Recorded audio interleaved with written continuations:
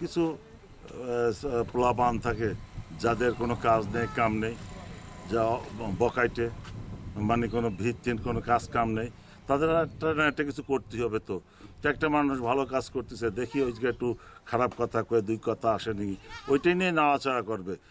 এই জন্য এদেরকে আমি নিন্দা জানাই এবং আমি প্রশাসনের কাছে এদের একটা ই করছি যাতে এরা একটা সুব্যবস্থা নেয়, একটা বিধি ব্যবস্থা নেয়, এই ধরনের প্রভাকাণ্ড মানুষের বিরুদ্ধে যাতে না ছড়ায়।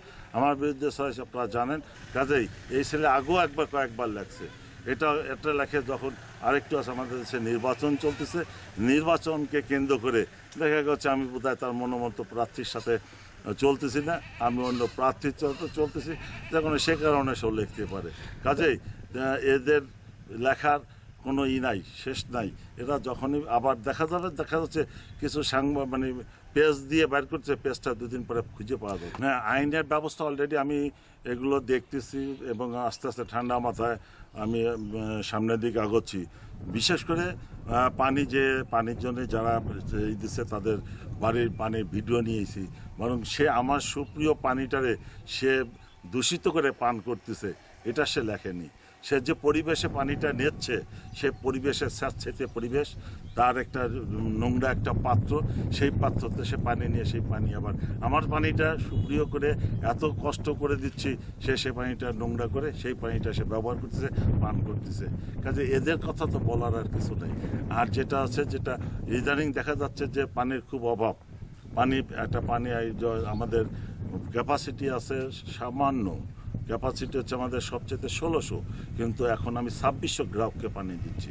এখন পানি যখন না দিই তখন কমিশনার রিকোয়েস্ট করে, আবার কমিশনাররা যখন রিকোয়েস্ট করে নিয়ে যায় তখন আবার ধুয়ে তোলে যে পানি পাচ্ছে না, কিন্তু পানি ঠিকই পাচ্ছে।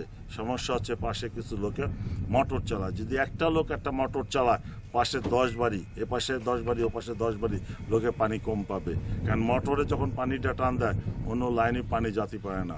আর তারা যদি আমাদের এইটুকু সহযোগিতা করে যে মোটরগুলো বন্ধ করার সময় যদি তারা সহযোগিতা করে, তাহলে আমার মনে হয় কারো পানির সমস্যা হওয়ার কথা না এবং হবেও না। আর বিশেষ করে যখন আমরা মোটর ধরে নিয়ে আসি তখন তদবির করে। এখনও বোধহয় আমার স্টোরে 30 থেকে 40টা মোটর আমি ধরে আনছি।